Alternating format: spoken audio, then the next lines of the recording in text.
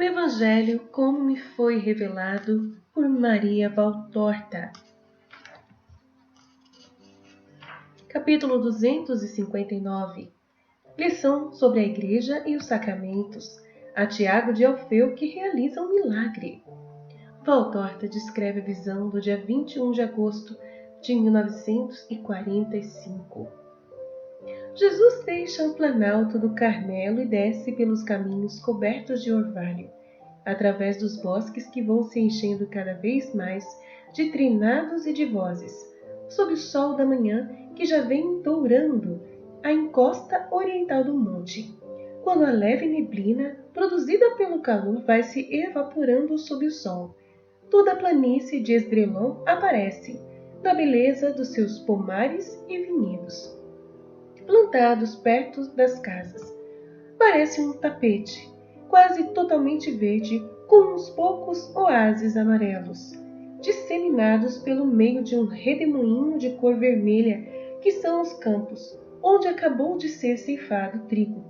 E agora vêm-se acesas as papoulas, encerradas na área em forma de engaste triangular, formado pelos montes Carmelo, Tabor e Hermon, o pequeno Hermon, e pelos montes mais distantes, cujos nomes eu não sei e que escondem o Jordão, unindo-se a sudoeste com os montes da Samaria. Jesus se detém para olhar pensativo para toda aquela parte da Palestina. Tiago olha para ele e diz: Estás olhando para a beleza desta região?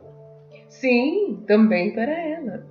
Mas mais do que para ela, eu estou pensando nas peregrinações futuras e na necessidade de enviar-vos e de enviar, sem perda de tempo, os discípulos, não a um trabalho limitado como o de agora, mas a um trabalho realmente missionário. Temos regiões e mais regiões que ainda não me conhecem, e eu não quero deixar lugares sem me conhecerem. Esta é minha preocupação em todas as horas. Andar, fazer enquanto estou podendo, fazer tudo.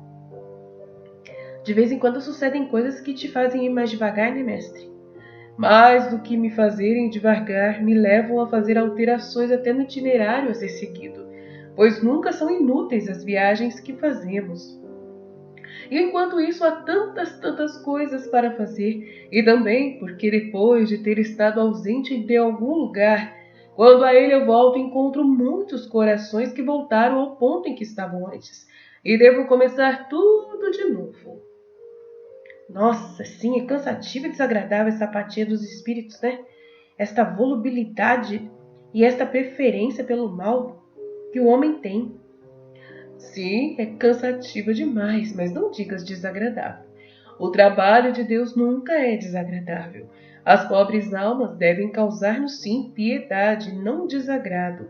Um pai nunca fica desgostoso pelas doenças do seu filho. E nós não devemos ficar desgostosos com ninguém. Jesus, permite-me fazer-te algumas perguntas?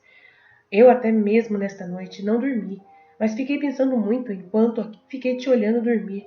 Durante o sono pareces ficar tão jovem. Meu irmão ficava sorrindo com a cabeça apoiada sobre um braço dobrado por baixo dela, justamente como fazem os meninos. Eu te via bem por causa do luar bem claro que houve esta noite, e eu fiquei pensando e muitas perguntas me subiram ao coração. Dize quais são. Eu dizia a mim mesma, é preciso que eu pergunte a Jesus como poderemos chegar a ser esse organismo ao qual tu deste o nome de igreja e no qual, se é que eu entendi bem, haverá hierarquias, estando nós nesta insuficiência. Tu nos dirás o que temos que fazer ou nós é que deveremos pensar nisso? Eu, quando chegar a hora, vos mostrarei o começo dela. Nada mais. Durante a minha presença entre vós, eu já vou mostrando para vocês as diversas classes com as diferenças entre os apóstolos, discípulos e discípulas. Eu quero que, assim como os discípulos devem ter respeito e obediência para com os apóstolos, assim também os apóstolos tenham amor e paciência para com os discípulos. E que deveremos fazer? Pregar-te sempre e somente isso? Isso é o essencial. Depois devereis em meu nome absolver e abençoar tornar a colocar no estado de graça, a administrar os sacramentos que eu vou instituir. Que são essas coisas? São meios sobrenaturais e espirituais aplicados junto com meios materiais, modos para convencer os homens que o sacerdote faz realmente alguma coisa em direção a eles, externamente. Tu estás vendo que o homem, se ele não vê algo, ele não crê. Ele tem sempre a necessidade de alguma coisa material que lhe diga que aquilo existe. Por isso, quando eu faço milagres, eu imponho as mãos, molho com a saliva e dou um bocado de pão molhado. Eu poderia fazer o milagre somente com o meu pensamento, mas podes crer que nesse caso as pessoas diriam: foi Deus que fez o milagre? Elas diriam: ficou curado porque era a hora de ficar curado, e atribuiriam o merecimento ao médico, aos remédios e à resistência física do doente. O mesmo acontecerá com os sacramentos. Eles são formas de culto para administrar a graça, conferindo-a ou fortalecendo-a nos fiéis. João, por exemplo, João Batista usando a imersão na água para dar uma ideia de limpeza que exclui os pecados, na realidade mais do que água, que servia para lavar os membros, era útil à mortificação de se confessarem sujos pelos pecados que haviam feito. Eu também terei o meu batismo, que não será simplesmente uma figura, mas será realmente uma deterção da mancha original da alma, e a restituição a mesma do seu estado espiritual, que Adão e Eva possuíam antes de sua culpa. Mas agora já melhor, porque dado pelos merecimentos do homem-Deus. Mas a água não desce sobre a alma? A alma é espiritual. Quem será capaz de tocar nela, no recém-nascido, no adulto, no velho? Ninguém. Estás vendo que eu admito que a água é um meio material que não tem força sobre uma coisa espiritual? Portanto, não será a água, mas sim a palavra do sacerdote, membro da Igreja de Cristo, consagrado ao seu serviço ou de outro, que creia verdadeiramente e que, em casos excepcionais, o substitua, operará o milagre da redenção da culpa original daquele que é batizado. Está bem, mas o homem comete também os seus próprios pecados, os sacerdotes. E esses outros pecados quem nos tirará? Sempre outro sacerdote, Tiago. Se um adulto for batizado junto com a culpa original, lhe serão canceladas as outras culpas. E se o homem já batizado torna a pecar, mesmo o sacerdote, outro sacerdote o absolverá. Em nome do Deus uno e trino, e pelo mérito do Verbo encarnado, como faço eu com os pecadores. Mas tu és santo, enquanto que nós não deveis ser santos, porque tocais as coisas santas e administrais o que é de Deus? Vós deveis ser santos, como Deus é santo. Então batizaremos muitas vezes um mesmo homem como João, que faz a imersão de um homem na água tantas vezes quanto o homem for a ele? João, no seu batismo, não faz mais do que uma purificação por meio da humildade daquele que vai para ser imergido. Eu já te disse isso. Vós não batizareis de novo a quem já foi batizado, a não ser que ele tenha sido batizado com uma fórmula não apostólica, mas cismática. E nesse caso se pode administrar um segundo batismo, fazendo-se uma pergunta clara ao batizando, que se ele for adulto, se ele o quer, e uma clara afirmação de querer fazer parte da verdadeira igreja. Nas outras vezes, para restabelecer a amizade e a paz com Deus, usareis a palavra do perdão, unida aos méritos de Cristo, e a alma que veio a vós com verdadeiro arrependimento e humilde acusação de si mesma, ficará absolvida. E se alguém não puder vir porque está doente a tal ponto de nem poder ser tirado do lugar onde ele se encontra, morrerá então no pecado? Ao sofrimento da agonia ainda se acrescentará mais esse do medo do juízo de Deus? Não, o sacerdote irá ao doente e o absolverá. E lhe dará até uma forma mais ampla de absolvição, de um modo geral, mas para todos e cada um dos órgãos dos sentidos, pelos quais geralmente o homem chega ao pecado. Em Israel, nós temos o óleo santo composto segundo a regra dada pelo Altíssimo, e com o qual é consagrado o altar, o pontífice, os sacerdotes e os reis.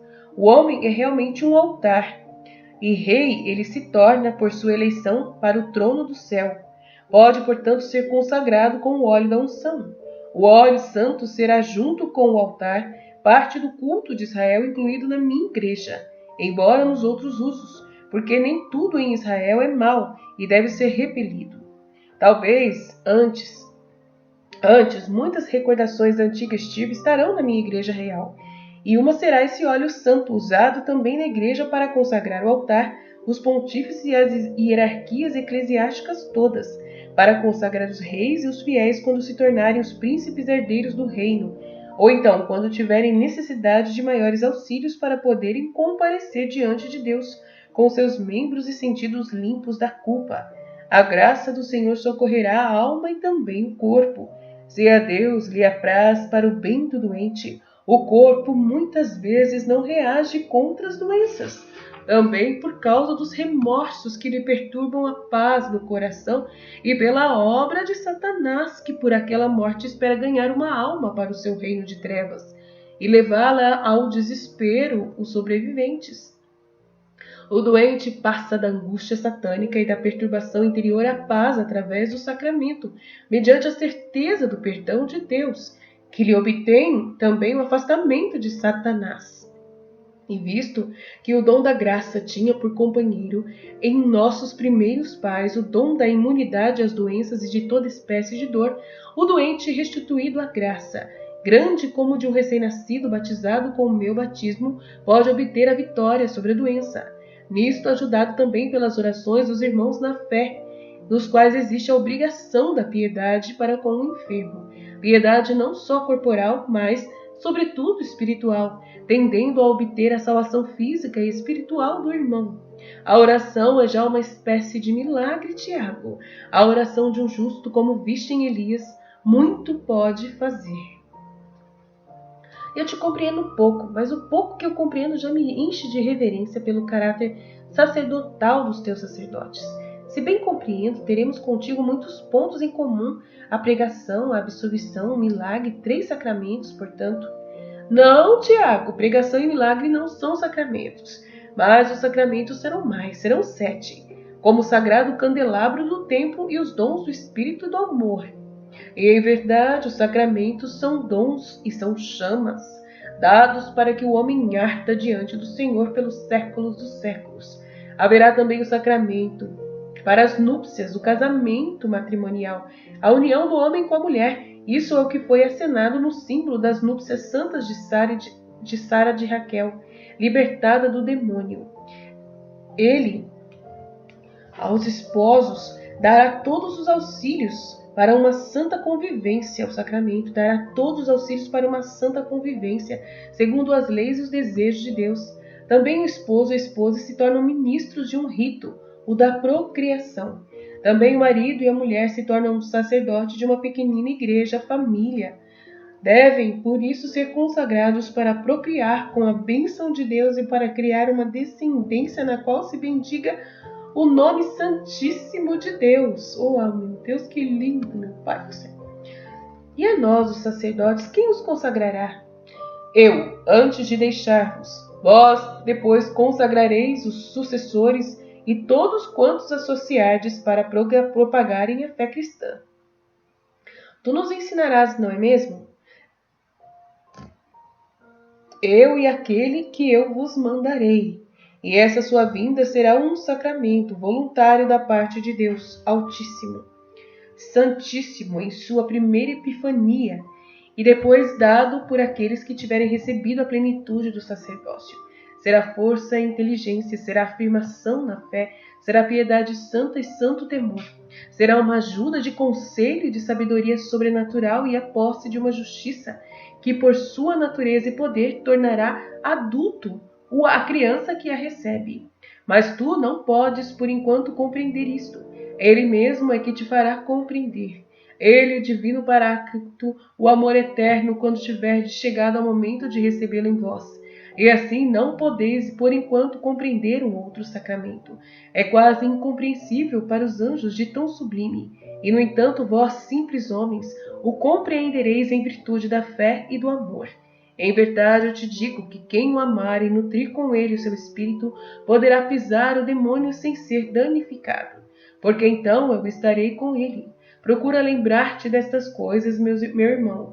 A ti é que tocará dizê-las aos companheiros e aos fiéis, muitas e muitas vezes. Vós então sabereis já por ministério divino, mas tu poderás dizer: ele mesmo me disse um dia, descendo do Carmelo, tudo ele me disse, porque eu estava sendo desde aquele momento destinado a ser o chefe da igreja de Israel. Eis uma outra pergunta a fazer-te, fiquei pensando nela esta noite. Mas serei eu que devo dizer aos companheiros, eu é que vou ser o chefe aqui? Não me agrada, se o ordenas o farei, mas não me agrada.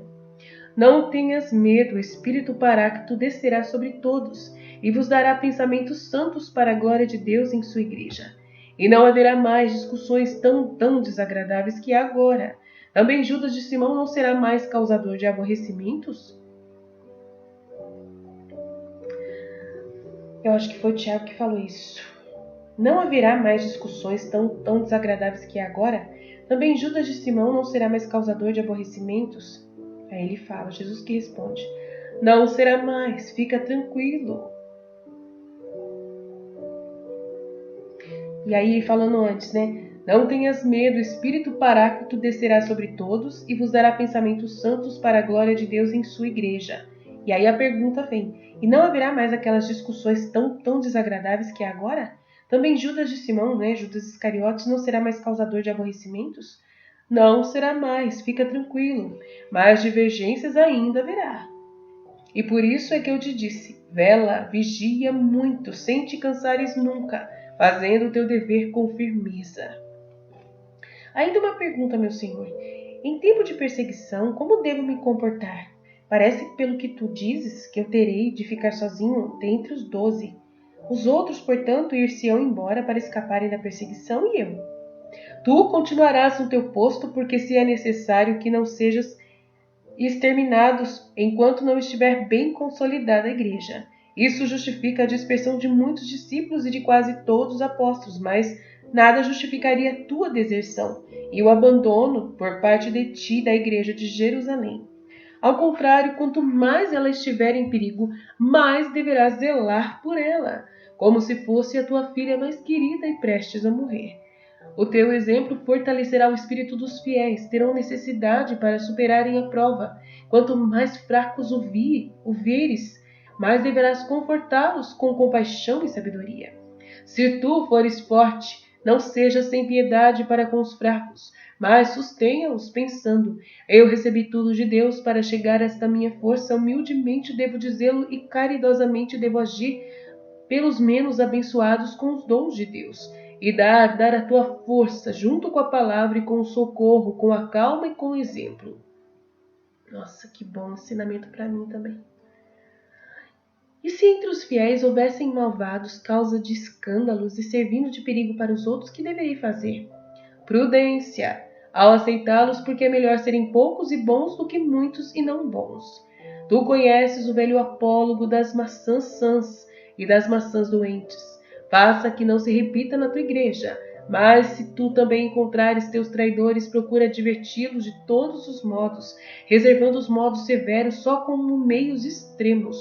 Mas se tratar apenas de pequenas culpas individuais, não sejas de uma severidade que assusta. Perdoa, faz mais um perdão com lágrimas e com palavras de amor do que com uma maldição, para redimir o coração. Se a culpa for grave, mas cometida por um repentino assalto de Satanás, tão grave que o culpado sinta a necessidade de fugir da tua presença, vai lá tu à procura dele, porque ele é o cordeirinho extraviado e tu és o pastor.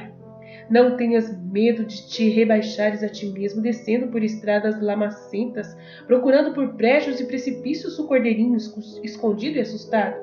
A tua fronte se coroará, então, com a coroa do mártir do amor, que será a primeira das 3 coroas. E se tu mesmo fores traído, como foi o Batista e muitos outros, porque cada santo tem o seu traidor, perdoa, mais a este do que a qualquer outro, perdoa como Deus perdoou aos homens, e como ainda perdoará. Chama ainda filho aquele que causará dor, porque o Pai os assim chama por minha boca. E em verdade não existe homem que não tenha dado dor ao Pai dos céus. Um longo silêncio, enquanto vão atravessando pastos cheios de ovelhas pastando.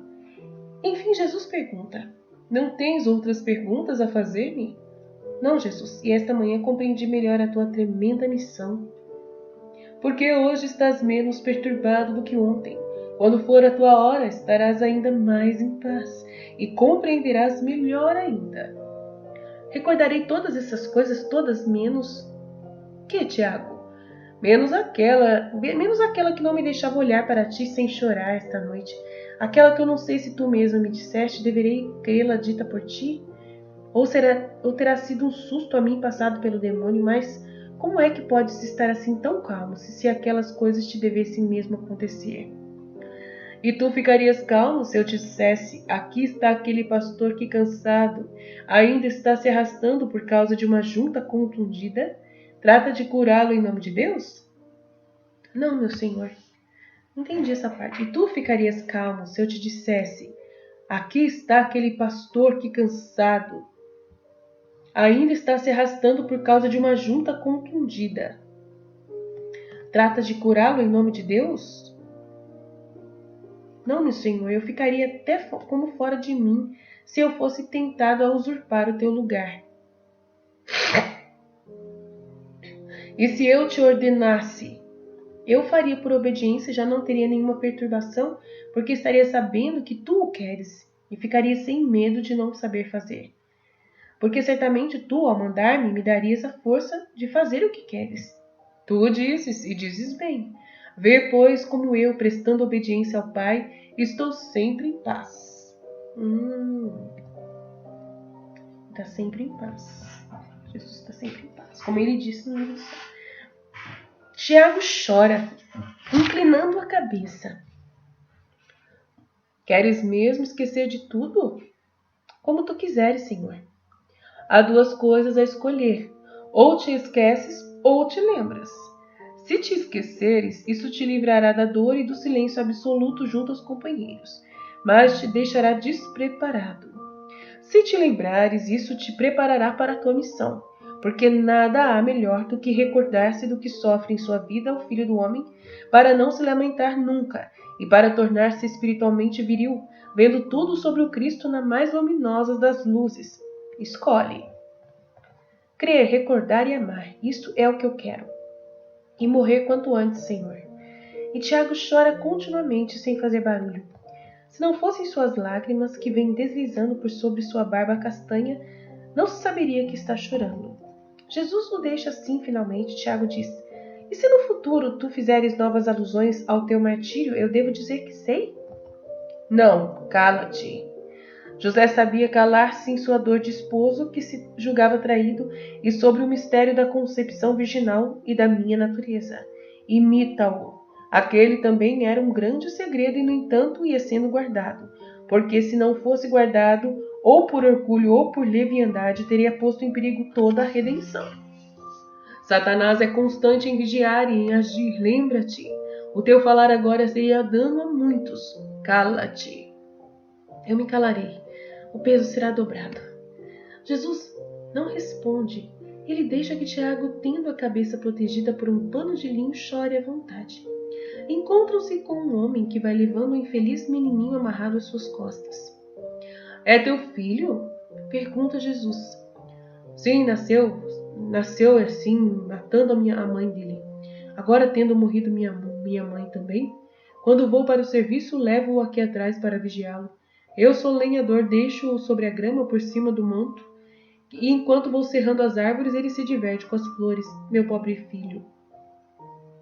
Tens uma grande desventura. É sim, mas o que Deus quer, aceita-se em paz. Adeus, homem. A paz esteja contigo. Adeus, paz a vós. O homem sobe o monte, Jesus e Tiago continuam descendo. Quantas desventuras! Eu estava esperando que tu o curasses. Suspira Tiago. Jesus faz como se não tivesse entendido. Mestre, se aquele homem tivesse sabido que tu és o Messias, talvez te tivesse pedido um milagre. Jesus não responde. Jesus, tu me deixas voltar lá atrás para dizer isso para ele? Tenho dó daquele menino. Já ando com o coração tão cheio de dor, dai-me pelo menos a alegria de ver curado aquele menino. Então vai, eu te espero aqui. Tiago sai correndo, alcança o homem e o chama. Homem, para aí, escuta. Aquele que está comigo é o Messias. Dai-me o teu menino para que eu o leve a ele. Vem tu também para vermos se o mestre o cura. Vai tu, homem. Eu preciso serrar toda esta lenha. Já me atrasei por causa do menino. E se não trabalhar, eu não como. Sou pobre e ele me custa tanto. Eu creio no Messias, mas é melhor que tu lhe fales por mim. Tiago se inclina para recolher o menino deitado sob a relva. Pega-o devagar e pega-o devagar, ele fala. Aconselha o lenhador. Ele sente muitas dores. De fato, mal Tiago faz um movimento para levantá-lo, o menino chora e se lamenta. Oh, que pena! Suspira Tiago. É mesmo uma grande pena, diz o lenhador, que está serrando um tronco duro, e acrescenta. Não poderias curá-lo tu? Eu não sou o Messias, eu sou apenas um discípulo dele. E então, os médicos aprendem com outros médicos, os discípulos com seu mestre. Vamos, ser bom, não faça sofrer. Experimenta tu. Se o mestre quisesse vir, o faria. Ele te mandou porque não quer curar, ou então porque quer que você o cure. Tiago está perplexo. Depois ele se decide, põe-se de pé, ora como viu Jesus fazer e depois ordena. Em nome de Jesus Cristo, Messias de Israel, Filho de Deus, fica curado. E logo depois se ajoelha, dizendo, ó meu Senhor, perdão, eu agi sem tua licença, mas foi por dó deste filho de Israel, piedade, meu Deus, por ele e por mim, pecador. E desfaz-se em lágrimas, inclinado sobre o menino estendido. Suas lágrimas caem sobre as perninhas contorcidas e inertes. Jesus aparece no caminho, mas ninguém o vê, porque o lenhador está trabalhando, fazendo barulho. Tiago está chorando, o menino está olhando curiosamente para ele e carinhosamente lhe pergunta, por que está chorando? E estende a mãozinha para acariciá-lo e, sem perceber, assenta-se sozinho. Levanta-se e abraça Tiago para consolá-lo. E é o grito de Tiago que faz com que o lenhador se vire e que ele veja seu filho de pé, sobre as suas próprias perninhas, já não mais mortas e contorcidas como antes. E ao virar-se, o lenhador vê Jesus. Ei-lo, ele aí! Grita ele, acenando por trás das costas do Tiago, que também se vira e vê Jesus olhando para ele com o rosto cheio de luminosa alegria. Mestre, mestre, eu não sei como foi. A piedade, este homem, este pequenino, perdão. Levanta-te. Os discípulos não são mais que o mestre, mas podem fazer o que o mestre faz. Quando fazem por uma santa causa, levanta-te e vem comigo, sede benditos vocês dois, e lembrai-vos de que também os servos de Deus fazem as obras do Filho do Homem. E lá se vai puxando atrás de si Tiago, que vai sempre dizendo, mas como que eu pude? Eu ainda não entendo. Como isso eu fiz um milagre em teu nome? Com tua piedade, Tiago, com o teu desejo de fazer-me ser amado por aquele inocente, por aquele homem que acreditava e duvidava ao mesmo tempo. João, perto de Jabinânia, fez milagre também por amor, curando o doente a ungí-lo rezando. Tu aqui curaste com teu pranto e tua piedade, e com a tua confiança no meu nome. Estás vendo como é bom servir ao Senhor? Quando no discípulo há reta intenção? Agora vamos depressa, porque o homem vem vindo atrás de nós. Não é bom que os companheiros saibam disso. Por enquanto, dentro de pouco tempo vos mandarei fazer isso em meu nome. Um grande suspiro de Jesus. Como Judas de Simão está ansioso por fazer outro grande suspiro. Vós o fareis, mas nem para todos isso será um bem. Atenção, Tiago, Simão Pedro, teu irmão e também os outros. Ficariam tristes ao saberem disso, como se fosse uma parcialidade. Mas não é. É para preparar entre vós 12 alguém que saiba guiar os outros. Vamos descer pelo leito desta torrente coberto de folhas secas, e assim faremos que desapareçam os nossos rastros. Tu ficas aborrecido com isso por causa do menino, mas nós o tornaremos a encontrar. E assim termina a visão. Fiat.